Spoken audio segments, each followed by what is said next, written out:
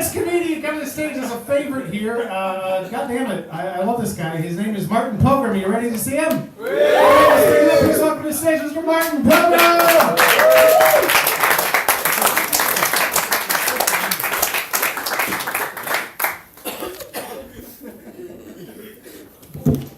Hello. How are we doing? Good. Does anyone have like an unusual birthday? Like a birthday that is also something else? Yeah. Yeah? Me and my girlfriend have exactly the same birthday, we're like the same age. That is very sweet, but not what I asked. That's great. My birthday's New Year's Eve.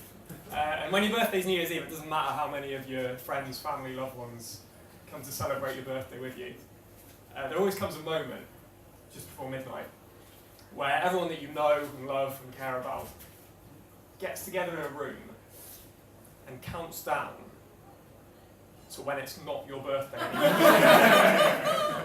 New Year's Eve 2013, I went to a house party in Filton. And I stupidly, that wasn't a joke. I stupidly decided that I was going to walk there from my house, which at the time was in Bedminster. And that walk takes about an hour and 45 minutes. And before I set off, I sent a text to the host of the party saying I'm on my way. And what I didn't realise is that this New Year's Eve party was actually a surprise birthday party for me. And when I sent that text saying I'm on my way, they all got in position. Had my birthday back on New Year's Eve, I turned 28. And it's funny, as you get older, like your priorities start to change. Like back when I was 18, I spent all my time worrying that everyone else was having sex. And now that I'm 28, I spend all my time worrying that everyone else is having sex in houses that they own. Congratulations.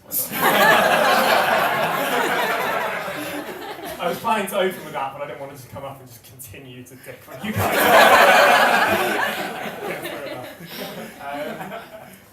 I turned 28. I'm trying to exercise more as I get older.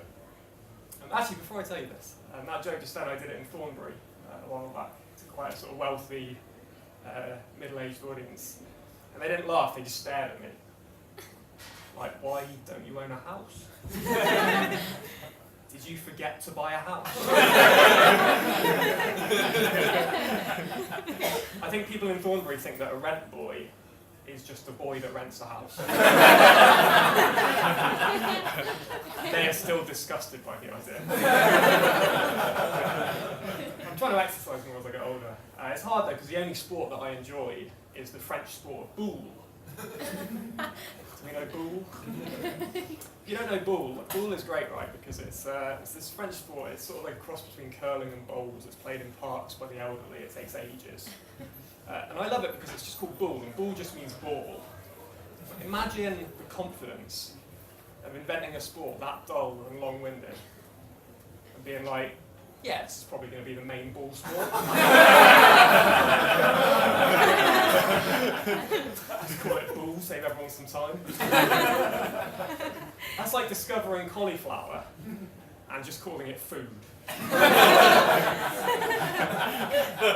This is clearly going to be the main one. With that attitude, I'm surprised that France isn't just called country. 28, I'm still sort of young, but I'm not like youthful anymore. But I think that's a good thing, right? I think we overstate the positives of youth, like we ignore the negatives. You know the expression, they've got youth on their side? You know that expression? I think that's a stupid expression. Like, I had youth, but it was never on my side. It was doing everything it could to destroy me. Like, someone who's on your side does not convince you to join 3 separate ska-punk bands. Do you know how you know you've been in too many ska-punk bands? You've been in a ska-punk band. Someone who's on your side certainly doesn't convince you to name one of those ska-punk bands Damn Good Fondling. And then forget the password to your band's MySpace so you can never delete it. So now 10 years later, when everyone Googles your name looking for comedy stuff, it's just the words Damn Good Fondling. you grinning like a proud pervert above a logo that is just the silhouette of a naked man with a trumpet for an erection.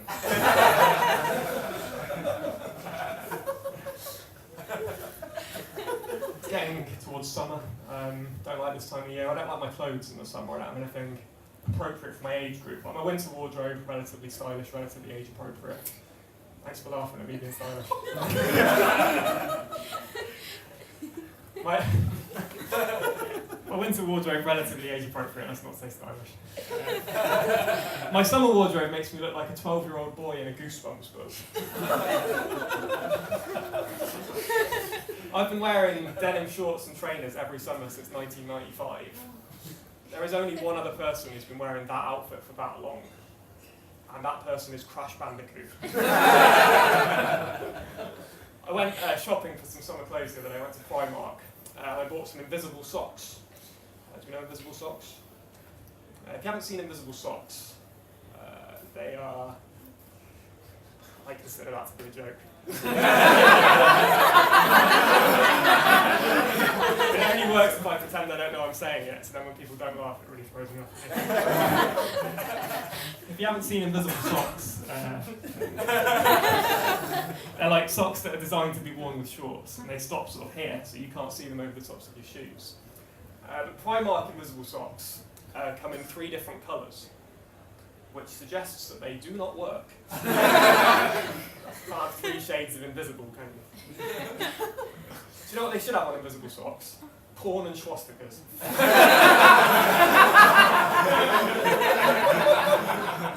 If I went into Primark and their invisible socks had porn and swastikas on them, I'd be like, that is a company that has faith in their product.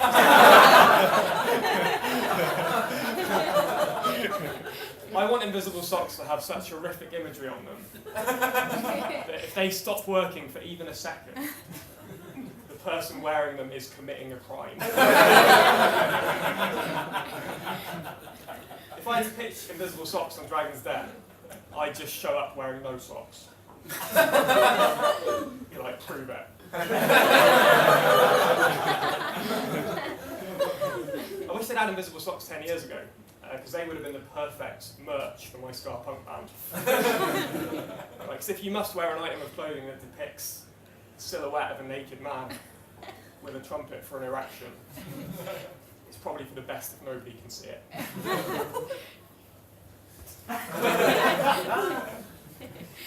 I've got a tip for you, if you're at a party. I often worry that I'm quite boring at parties. I found out a way to be interesting. Pretend that you're a time traveller. Right, it's really easy to do. What you do is every time someone asks you a what question, you turn it into a when question. So if someone says, what's your name? You say, don't you mean, when is my name? If someone says, what do you do for a living? You say, don't you mean, when do I do for a living? And they might get angry at this point, but that's okay. Because then you get to say, don't you mean, when the fuck's my problem? At some point someone will say, when are you going to leave? And then you can say, don't you mean, oh. Well, now, I guess. And after you've gone, they will bitch about you on their WhatsApp group. I don't think he was even wearing socks.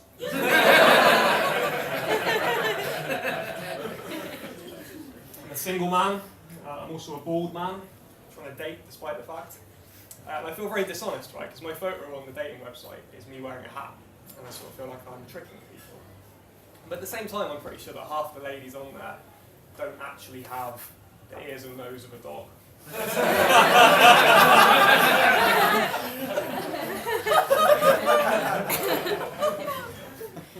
There's adverts on Tinder now. I only get one advert. I keep getting the same advert, and it's an advert for the Megabus, which seems a bit like Tinder is saying, well, maybe you'd be more attractive in Cardiff. And to be fair, we all would. Going on Tinder in Wales is like bowling with the sides up.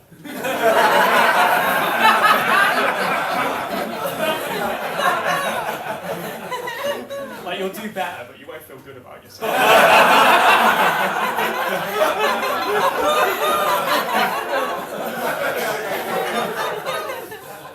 That was a brave joke to try as a last-minute addition to this entirely Welsh lineup. What's Welsh for Tinder? Does anyone know? Morgan? It's just Tinder. It's just, I was hoping it'd be like swipe deeping or something.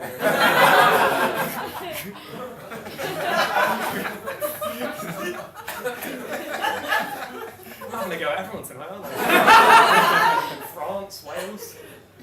No country is safe. As long as it's nearby and predominantly white.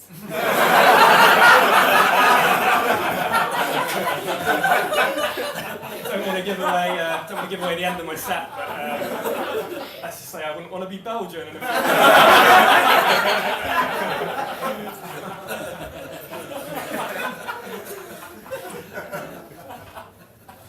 I'm single. I've got this problem when it comes to women. I've got loads too, but there's one in particular. Every time I sleep with someone, I think that I'm in love with them. That's the heartfelt part. But I think it's because I don't have much sex. So it's very hard for me to differentiate sort of feelings of love from feelings of lust. Like a lot of people say that they love Christmas. Imagine how much you would love Christmas if Christmas was only once every 2.5 years.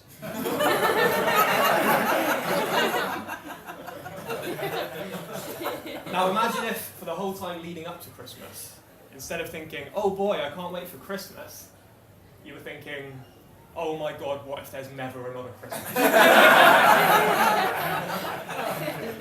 wish I hadn't got so drunk last Christmas. I have basically no memories of Christmas. To make matters worse, your neighbours, they seem to celebrate Christmas every day.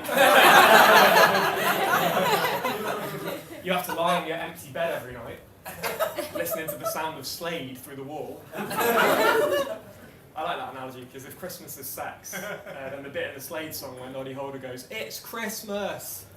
That's just my neighbour going, "I'm having sex!" Gonna go in a sec. There's a lot of pressure on me to sort of meet someone, couple up, start a family.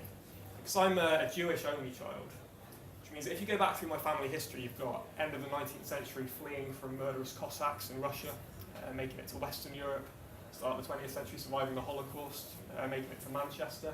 My parents didn't meet till they were in their 40s, my mum was 43 when she had them, sort of a medical miracle.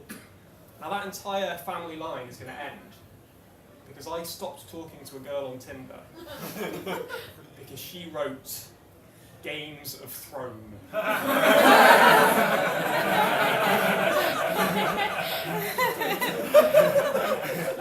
I am putting grammar before survival. It's like my ancestors who refused to be on Schindler's List because he missed out the apostrophe.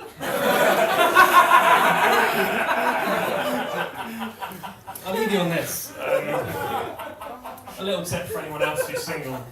If you ever get lonely, what I like to do when I feel lonely is I sit on my arm until it goes numb. And then I can pretend that I can't get a girlfriend because I've got one arm. I told my friend Sam that joke and he said, "You shouldn't do that joke, it's sort of ableist and offensive." And I said, "I know it is, I know I shouldn't. But sometimes when I say it, people applaud."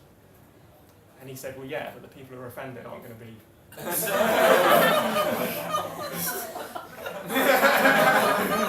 And I said, "Shut up, you stupid Belgian prick, what are you doing?"